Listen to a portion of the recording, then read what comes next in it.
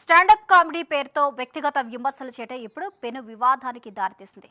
ఉప ముఖ్యమంత్రి పవన్ కళ్యాణ్తో పాటు మెగా ఫ్యామిలీ సభ్యులపై కమెడియన్ అనుదీప్ కొటికల్ చేసిన అనుచిత వ్యాఖ్యలు సోషల్ మీడియాలో కార్చిచ్చులా వ్యాపించాయి. పవన్ కళ్యాణ్ వ్యక్తిగత జీవితం, నిహారిక కొనిదెలపై అనుదీప్ చేసిన వ్యాఖ్యలు జుగుప్సాకరంగా ఉన్నాయని నెటిజన్లు, జనసేన శ్రేణులు తీవ్రంగా మండిపడుతూ ఉన్నాయి. కేవలం వినోదం పంచడమే లక్ష్యం కావాల్సిన కామెడీ షోలలో ఇతరులపై వ్యక్తిత్వహరణం చేయడం ఏంటన్న చర్చ నెట్టింట జోరుగా సాగుతుంది. ఈ వ్యవహారంపై ఆగ్రహం వ్యక్తం చేస్తూ జనసేన సీనియర్ నేత బడే కృష్ణ కాకినాడ పోలీసులకు ఫిర్యాదు చేశారు. దీనిపై తక్షణమే స్పందించిన పోలీసులు నిందితుడిని ఉత్తరప్రదేశ్లోని ప్రయాగ్రాజ్లో అదుపులోకి తీసుకుని కాకినాడకు తరలించి అక్కడ 3వ అదనపు జిల్లా కోర్టులో హాజరుపరిచారు.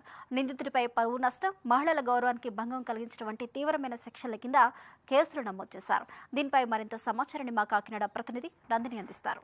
జనసేన అధినేత డిప్యూటీ సీఎం పవన్ కళ్యాణ్ పై చేసిన అనుచిత వ్యాఖ్యలు ఏదైతే ఉన్నాయో స్టార్టప్ అనుదీప్ అనే వ్యక్తిపై అయితే కాకినాడ జిల్లాకు సంబంధించి సీనియర్ నాయకులు జనసేన బడే కృష్ణ గారు అయితే ఫిర్యాదు అయితే చేశారు. కాకినాడ 1 టౌన్ పోలీసులు అయితే అతను అదుపులోకి తీసుకున్నారు. ప్రస్తుతము కాకినాడ జిల్లా 3వ అదనపు కోర్టులో అయితే అతను హాజరుపరుచనున్నారు. ఫిర్యాదు ఇచ్చిన జనసేన సీనియర్ నాయకులు, ఉమ్మడి జిల్లాకు సంబంధించిన సీనియర్ నాయకులు బడే కృష్ణ గారు ఉన్నారు. మాట్లాడే ప్రయత్నం చేద్దాం.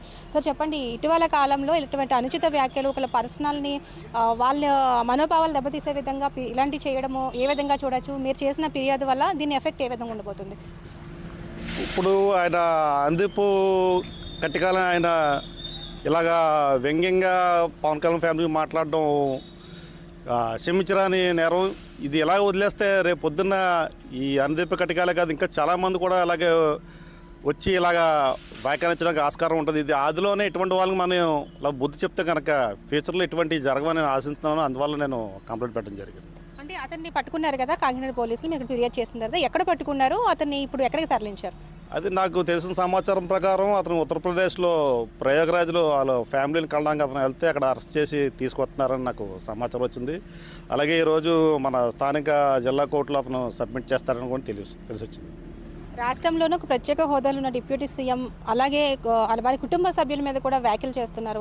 అలా ఏంటి అసలు ఇలాంటి వ్యాఖ్యలు? అంటే ఒక పర్సనల్గా ఇటువంటి విషయాలను కూడా బయటకు లాగడం, వారి మనోభావాలను దెబ్బతీసే విధంగా ప్రవర్తించడము, అంటే ఇటువంటి రాష్ట్ర ప్రభుత్వం ఎటువంటి చర్యలు తీసుకుంటే బాగుంటుందని మీరు అనుకుంటున్నారు? మళ్ళీ ఇటువంటి రిపీట్ అవ్వకుండా ఏ విధంగా ఉంటుంది అనుకుంటున్నారు?